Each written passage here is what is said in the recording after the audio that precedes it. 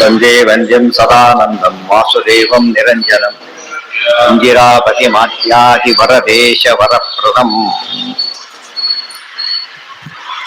ಯಾವ್ದಾಯ್ತು ಈಗ? ದೇವಕಿ ನಂದನಂದ ಕುಮಾರ ವೃಂದಾವನಾಂಚನ ಗೋಕುಲ ಚಂದ್ರ ಕಂದ ಫಲಾಚನ ಸುಂದರ ರೂಪ ನಂದಿತ ಗೋಕುಲ ವಂದಿತ ಪಾದ. ಅದಾಯ್ತು. ಇಂದ್ರಸುತಾಪಕ ನಂದಕ ಹಸ್ತ ಚಂದನ ಚರ್ಚಿತ ಸುಂದರಿನಾಥ. ಇದು ಆಯಿತು. ಇಂದೀವರೋದರ ದಲನಯನ ಮಂದರಧಾರಿನ್ ಗೋವಿಂದ ವಂದೇ. ಚಂದ್ರ ಶತಾನನ ಕುಂದ ಸುಹಾಸ ವಂದಿತ ದೈವತಾನಂದ ಸುಪೂರ್ಣ ದೈತ್ಯ ವಿಮೋಹಕ ನಿತ್ಯ ಸುಖಾದೆ ದೇವ ಸುಬೋಧಕ ಬುದ್ಧ ಸ್ವರೂಪ. ಇದು ಕೂಡ ಕೃಷ್ಣಂದೇನೆ. ಚಂದ್ರ ಶತಾನನ ದೇವಕಿ ನಂದನ ಸುಂದರ ರೂಪ ರುಕ್ಮಿಣಿವಲ್ಲ ಅಷ್ಟೇ, ಬೇರೆ ಅಷ್ಟು ಬೋಧೋಗ್ತಿತ್ತು. ಇವೆಲ್ಲ ಬರಬಾರ್ದಾಗಿತ್ತು. ಬೇರೆ ಎಲ್ಲಾ ರೂಪಗಳಿಗೂ ಕೂಡ ಅರ್ಧ ಶ್ಲೋಕ ಹೇಳಿ ಇದಕ್ಕೆ ಏನ್ ಮಾಡಿದ್ರು, ಇನ್ನೂ 2 ಶ್ಲೋಕ ಜಾಸ್ತಿ ಹೇಳಿದ್ರು. ಯಾತಕ್ಕೆ ಅಂತ ಕೇಳಿದ್ರೆ ವಿಶ್ವವತಿ ಹೆಸರು ಬರುತ್ತೆ. ಅಷ್ಟೊತ್ತಿಗೆ ಕೃಷ್ಣ ಬಂದ ಆದ್ರಿಂದ ಕೃಷ್ಣ ರೂಪನ ವಿಶೇಷವಾಗಿ ಸ್ತೋತ್ರ ಮಾಡಿ ಮತ್ತೆ ಮುಂದುವರಿಸಿದ್ರು ಅಂತ ಹೇಳ್ತಾರೆ. ಕರೆಕ್ಟ್ ಮ್ಯಾಚ್ ಆಗತ್ತೆ. ಗೊತ್ತಾಯ್ತಾ? ಅದ್ರಿಂದ 2 ಯಾತಕ್ಕೆ ಬಂತು ಅಂತ ಹೇಳಕ್ ಬರ್ತಿರ್ಲಿಲ್ಲ. ದುಷ್ಟ ಕುಲಾಂತಕ ಕಲಿಕೆ ಸ್ವರೂಪ ದೈತ್ಯ ವಿಮೋಹ ಚಂದ್ರ ಶತಾನನ ಕುಂದ ಸುಹಾಸ ನಂದಿತ ದೈವತಾನಂದ ಸುಪೂರ್ಣ. ಚಂದ್ರ ಶತಾನನ ಇದಕ್ಕೆ ಅರ್ಥಾಚಾರ್ಯ ಹೇಳಿದ್ದಾರೆ. ಏನಂತ ಹೇಳಿದ್ದಾರೆ ಹೇಳಿ ನೋಡೋಣ. ಬರಿಬಾರ್ದು ಹಿಂದಿನ ಯಾವುದು.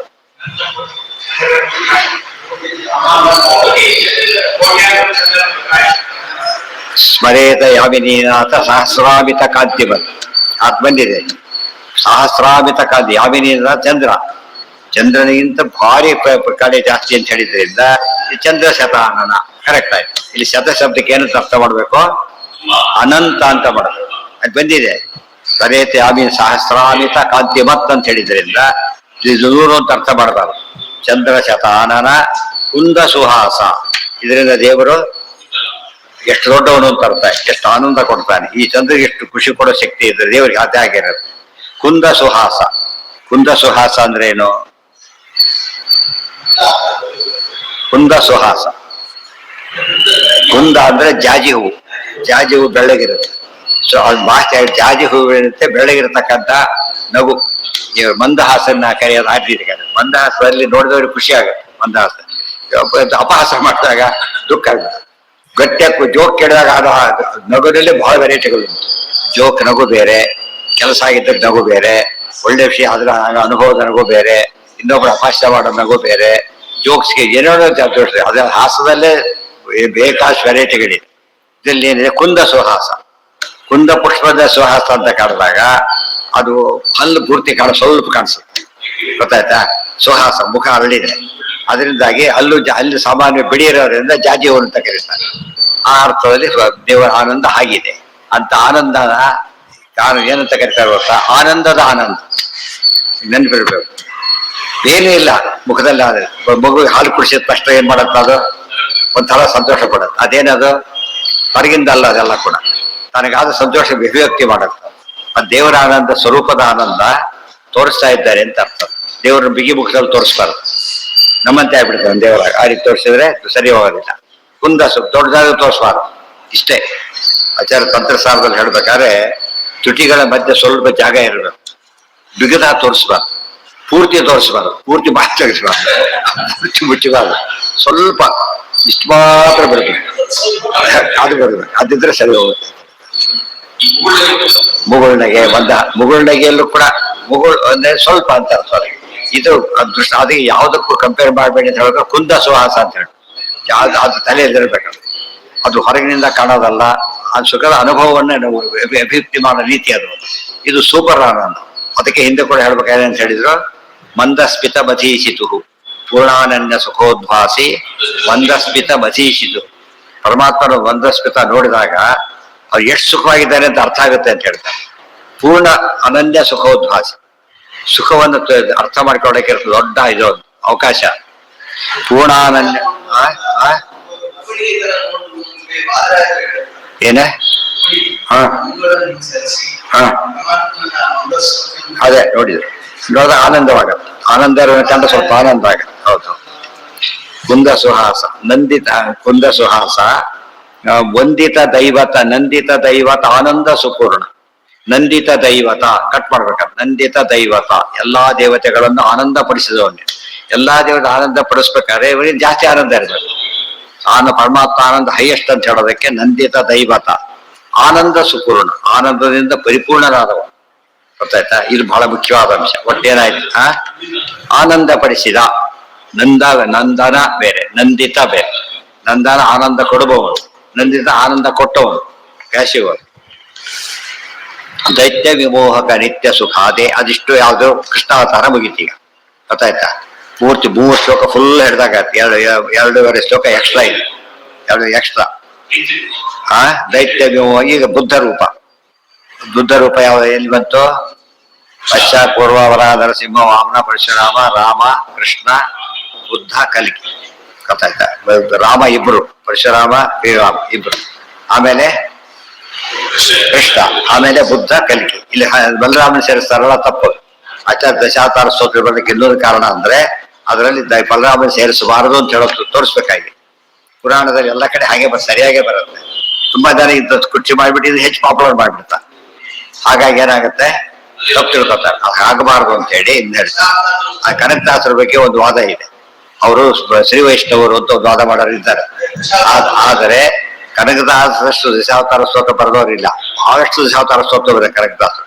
ಪ್ರತಿಯೊಂದನ್ನು ಬುದ್ಧನ ಹೇಳ್ತಾರೆ. ಬುದ್ಧ ಹಿಡ್ಕೊಂಡು ಬಲರಾಮನ ಹೆಡೆ ಇಲ್ಲ. ಆದ್ರಿಂದ ಆಗಿರೋ ಚಾನ್ಸೇ ಇಲ್ಲ. ಅವರಿಗೆ ಮೇನ್ ಅವರಿಗೆ ಬಲರಾಮ ಆಗ್ಲೇಬೇಕು. ಅವರಿಗೆ ವಿಶಿಷ್ಟಾದ್ವೈತದಲ್ಲಿ ಬಲರಾಮನೇ ಆಗ್ಬೇಕು, ಬುದ್ಧ ಆಗ್ಲೇಬಾರದು. ಆದ್ರೆ ಅವ್ರು ಕನಕದಾಸರು ಎಂದೂ ಕೂಡ ಏನ್ ಮಾಡಿಲ್ಲ, ಒಂದ್ಸತ್ತು ಕೂಡ ತೋರಿಸಿಲ್ಲ, ಹೇಳಿಲ್ಲ. ಆದ್ರಿಂದಾಗಿನ ಅವರು ಯಾವ್ದನ್ನು ಅನುಸರಿಸಿದ್ರು? ಬಾಯ್ಬಿಟ್ಟೆ ಹೇಳ್ತಾರೆ. ಮದುವೆದಂತಹ ಮತ ಮಧ್ವ ಮತ, ಆನಂದ ತೀರ್ಥರ ಮತವ ಹೊಂದಿದ ಜನರು ಎಂದಿಗಾದರೂ ಆನಂದ ಹೊಂದುವ ಹೆಸರು ಹೇಳ್ಬಿಟ್ಟಿದ್ದಾರೆ. ಅದನ್ನ ಗೊಂದಲ ಇಲ್ಲ. ಸುಡ್ಸೋಡ್ ಬೇಕಾಷ್ಟು ಮಾಡ್ತಾರೆ. ಅದು ಉತ್ತರ ಅಲ್ಲೇ ಇದೆ. ದೈತ್ಯ ವಿಮೋಹಕ ನಿತ್ಯ ಸುಖಾದೆ ದೇವ ಸುಬೋಧಕ. ಅವರೆಲ್ಲ ಯಾಕೆ ಹಾಗೆ ಮಾಡ್ತಾರೆ ಅಂದ್ರೆ ಒಂದು ಕಾರಣ, ಲೋಕದೃಷ್ಟಿಯೊಳಗೆ 2 ಕಾರಣ. ಒಂದು ಮೋಹಕ್ಕೋಸ್ಕರ ಒಂದು ಪುರಾಣದಲ್ಲಿ ಹೇಳ್ತಾರ ಮಾತನ್ನ. ತಪ್ಪು ತಿಳ್ಕೊಳ್ಳಿ, ಆ ಮೂಲಕವಾಗಿ ದುಷ್ಟರಿಗೆ ಪೂರ್ಣ ಫಲ ಸಿಗಬಾರದು. ಆ ರೀತಿ ಮಾಡ್ತಾರೆ. ಇಲ್ಲಿ ಬೋನ್ ಹಿಡಿಯೋದು ಯಾತಕ್ಕೆ? ಉದ್ಧಾರ ಆಗ್ಲಿ ಅಂತಾನ? ಯಾಕೆ ಅದು ಹಿಡಿಯೋದು? ಸಿಕ್ಕದ ಆದ್ರಿಂದ ಪಾರ ಆಗ್ಬೇಕು, ದೂರ ಹಾಕಿಬಿಡು. ಕೊಲ್ಲೋದಕ್ಕೆ ಮನಸ್ಸಿಲ್ಲ, ಇಟ್ಕೊಳ್ಳೋಕೆ ಸಾಧ್ಯ ಇಲ್ಲ, ಅದ್ರ ದೂರ ಬಿಟ್ಬಿಡು. ಆ ರೀತಿ ಮಾಡೋದೊಂದು. ಆ ಅರ್ಥದಲ್ಲಿ ಪುರಾಣದಲ್ಲಿ ಕೆಲ ಕನ್ಫ್ಯೂಷನ್ ಕ್ರಿಯೇಟ್ ಉದ್ದೇಶಪೂರ್ವಕ ಬರ್ತಾರೆ. ಹಸಿರು ಮೋಹನ ಮಾಡ್ತಾರೆ. ಮಾಡೋದು 2 ವಿಧ. ದೇವರು ಮಾಡೋದೊಂದು, ಮಾಡಿದಂತ ಬರೆಯೋದೊಂದು. ಅರ್ಥ ಆಯ್ತಾ? ಪುರಾಣದಲ್ಲಿ ಇರೋದಲ್ಲ ಎಂಥದ್ದು ಬರೆದಿರೋ. ಗೊತ್ತಾಯ್ತಾ? ದೇವರು ಹೀಗೆ ಮಾಡ್ದ ಅಂತ ಹೇಳ್ಬಿಟ್ಟು. ಗೊತ್ತಾಯ್ತಾ? ಅಂತ ಇದು ಬರೆದು ಮೋಹನ ಮಾಡೋದು. ವೇದವ್ಯಾಸ ರೂಪದಲ್ಲಿ ಮೋಹನ ಮಾಡಿದ್ದಾರೆ, ಬುದ್ಧ ರೂಪದಲ್ಲೂ ಮೋಹನ ಮಾಡ್ತಾರೆ. ಆಯ್ತಾ? ಕೃಷ್ಣ ರೂಪದಲ್ಲಿ ನಡ್ಕೊಂಡು ಹಾಕಿ ತೋರಿಸ್ತಾರೆ. ಮಣ್ಣು ತಿಂದ ಮಾಡೋದು ಮೋಹನ ತಾನೇ. ನಾವೇಶ ಮಣ್ಣು ತಿನ್ನೋದಿಲ್ಲ ಅಂತ ತಿಳ್ಕೊಂಡ್ರೆ ಆಗ ತಿನ್ನೋದು ಬರೀ ಮಣ್ಣು ಆದ್ರೂ ಕೂಡ ದೇವ್ರು ಮಣ್ಣು ತಿಂದ. ಮಣ್ಣು ತಿನ್ನ ಕೆಲಸ ಅಂತಿದೆ. ಅದು ಮಣ್ಣು ತಿನ್ನ ಕೆಲಸ ಮಾಡಿದ ಅಂತ ಹೇಳೋದಿಲ್ಲ. ಬುದ್ಧ ಸ್ವರೂಪ ಸ್ವಾರಸ್ಯ ನೋಡಿ ಹೇಗಿದೆ. ದೇವರು ಮೋಹಕ ಹೌದು, ಆದ್ರೆ ದೈತ್ಯ ಮೋಹಕ. ಹಿಂದೆ ಬಂದಿತ್ತು. ವಾಮನ ಭಾಮನ ಬಂದೆ, ಸಾಮನ ಸೀಮನ ಸಾನಸ. ಆಮೇಲೆ ಹೇಳ್ಬೇಕಾದ್ರೆ ಮಾಧವ ಸಾಧಕ ಬಂದೆ, ಬಾಧಕ ಬೋಧಕ ಶುದ್ಧ ಸಮಾನ. ಬಾಧಕ ಬೋಧಕ ಎಲ್ಲರಿಗೂ ಬಾಧಕನ ಅಲ್ಲ, ದುಷ್ಟರಿಗೆ ಬೋಧಕ, ಯೋಗಿಗಳಿಗೆ ಬೋಧಕ ಸೇರಿಸ್ಕೋಬೇಕು. ಅದೇ ರೀತಿಯಲ್ಲಿ ಸೇರಿಸಿ ಹೇಳ್ಬಿಡ್ತಾರೆ. ದೈತ್ಯ ವಿಮೋಹಕ ನಿತ್ಯ ಸುಖಾದಿ. ದೈತ್ಯರಿಗೆ ಬರೀ ಮೋಹ ಅಲ್ಲ, ವಿಶೇಷ ಮೋಹವನ್ನು, ವಿಶಿಷ್ಟ ಮೋಹವನ್ನು ಕೊಟ್ಟ ರೂಪ. ಆದ್ರಿಂದ ದೈತ್ಯ ವಿಮೋಹಕ. ನಿತ್ಯ ಸುಖಾದಿ, ನಿತ್ಯ ಸುಖಕ್ಕೆ ಆದಿ. ನಿತ್ಯ ಸುಖಕ್ಕೆ ಆದಿ. ಆಕ್ಚುಲಿ ಬುದ್ಧ ಮತ ಸರಿಯಾಗಿ ಅರ್ಥ ಮಾಡ್ಕೊಂಡ್ರೆ ಅದು ಮಧ್ವಮತನೇ, ಬೇರೆ ಅಲ್ಲ. ಹೇಳೋ ರೀತಿ ಬೇರೆ ಹೇಳಿದ್ದಾರೆ ಹೊರತು ಒಳಗೆ ಸರಿಯಾದ ಅರ್ಥ ಇದೆ. ನಿತ್ಯ ಸುಖಾದಿ. ನಿತ್ಯ ಸುಖಕ್ಕೆ ಆದಿ ಆಗ್ತಾ ಕಾರಣ. ಆದಿ ಅಂದ್ರೆ ಕಾರಣ, ಅವರೇ ಮೊದಲು ಮಾಡಿದ್ದು ಅಂದ್ರೆ ಕಾರಣ ಅಂತ. ದೇವ ಸುಬೋಧಕ. ಅದೇ ದೇವ ಸುಬೋಧಕ. ದೇವತೆಗಳಿಗೆ ಸರಿಯಾದ ಅರ್ಥವನ್ನು ಸರಿಯಾಗಿ ಹೇಳ್ತಾರೆ, ಇವರಿಗೆಲ್ಲ ತಪ್ಪರ್ಥ ಸರಿಯಾಗಿ ಮಾಡ್ತಾರೆ.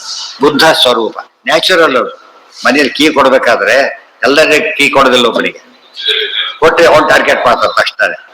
ಅವ್ರು ಕೊಟ್ಟಿರ್ಬೇಕು, ನೋಡಿದ್ರೆ ಕೊಟ್ಟಿರಬಾರ್ದು, ಏನೋ ಮರದೇ ಮಾಡಿರ್ತಾರೆ. ಯಾರು ಕೂಡ ಬ್ಯಾಂಕಿಂದ ವಾಪಸ್ ಬರ್ಬೇಕಾದ್ರೆ ಜೀವಲ್ಲಿ ದುಡ್ಡಿದ್ರೆ ಅನೌನ್ಸ್ ಮಾಡಕ್ಕೆ ಬರೋದಿಲ್ಲ.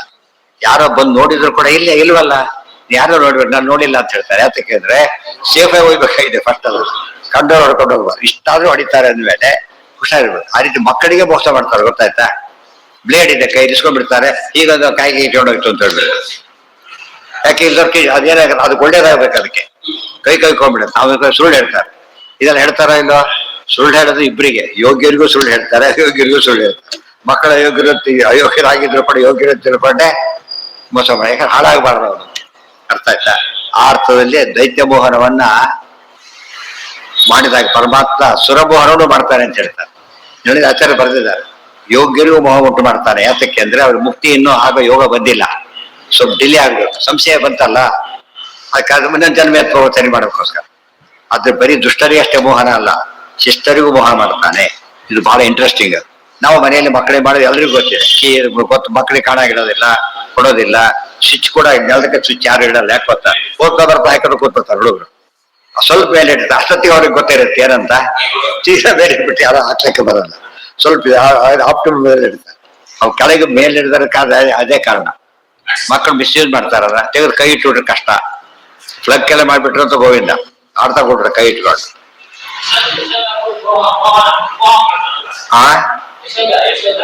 ಯಶೋದಾಗೆ ಅದೇ ಹೇಳಿದ್ದು, ಯಶೋದ ಒಳ್ಳೆಯೊಳಗೆ ಕೆಟ್ಟವಳ, ಅದ್ರ ಒಳ್ಳೆಯವ್ರಿಗೂ ಮೋಹ ಮಾಡ್ತಾನೆ ಅಂತ. ನಿತ್ಯ ವಿಮೋಹಕ ಸುಖ ನಿತ್ಯ ಸುಖ ಅದೇ ದೇವ ಸುಬೋಧಕ ಬುದ್ಧ ಸ್ವರೂಪ. ದೇವರಿಗೆ ಸುಬೋಧಕ, ಸುಬೋಧ ಸಾಕು, ಸುಬೋಧಕ ಸುಬೋಧ ಮಾಡ್ತಕ್ಕಂಥ ಕ ಆನಂದ ಸ್ವರೂಪನೇ ಅಂತಂತ. ಪಚ್ಚಕ ರೂಪ ಬಂದಿತ್ತಲ್ಲ ಹಾಗೆ ಬುದ್ಧ ಸ್ವರೂಪ. ಬುದ್ಧಾಂಬ ಸ್ವರೂಪದಲ್ಲೇ ಪರಮಾತ್ಮ ಬುದ್ಧನಾಗಿದ್ದಾನೆ. ಎಲ್ಲಾ ರೂಪಗಳು ಪರಸ್ಪರ ಅಭಿನ್ನ ಬುದ್ಧ ಸ್ವರೂಪ.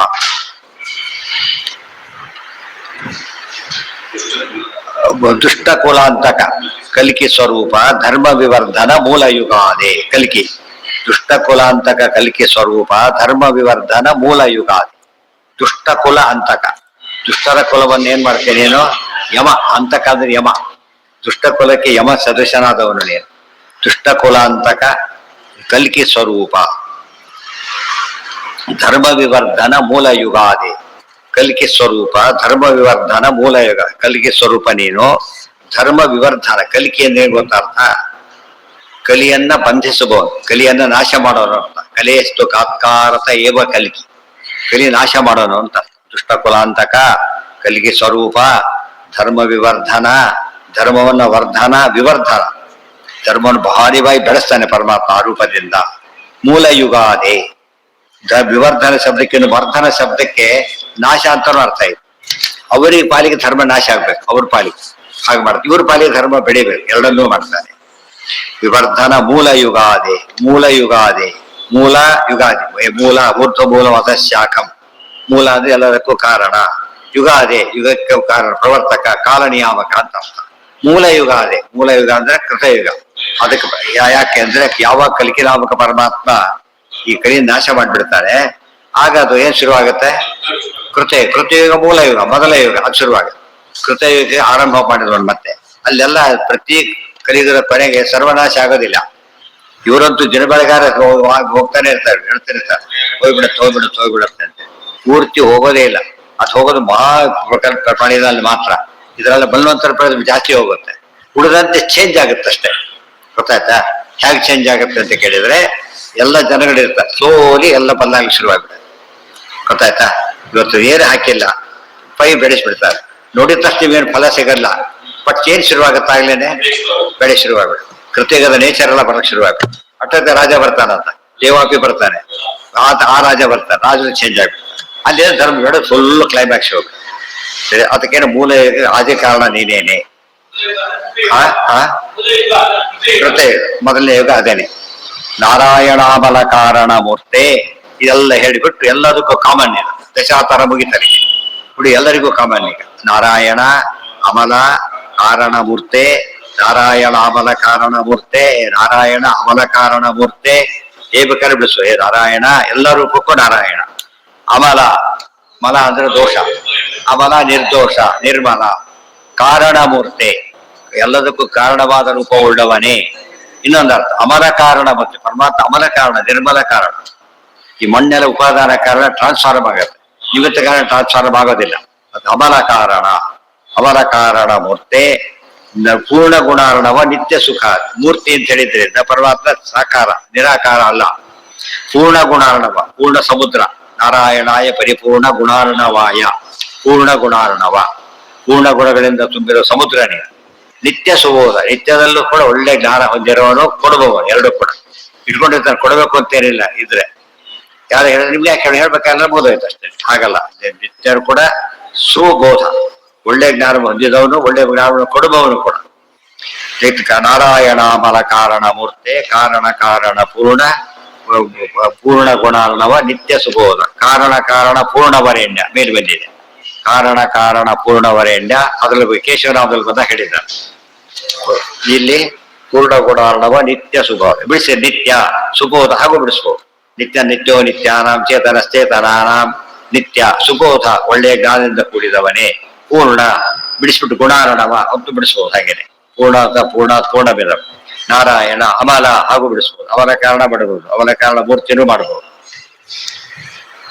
ಆನಂದ ತೀರ್ಥ ಮುನೀಂದ್ರ ಕೃತಾ ಹರಿಗಾಥ ಪಾಪಹರ ಶುಭ ನಿತ್ಯ ಸುಖಾರ್ಥ. ಅದು ಪಾಠ ಇದ್ದ ಆನಂದ ತೀರ್ಥ ಕೃತಾ ಹರಿಗಾಥ ಪಾಪಹರ ಶುಭ ನಿತ್ಯ ಸುಖಾರ್ಥ.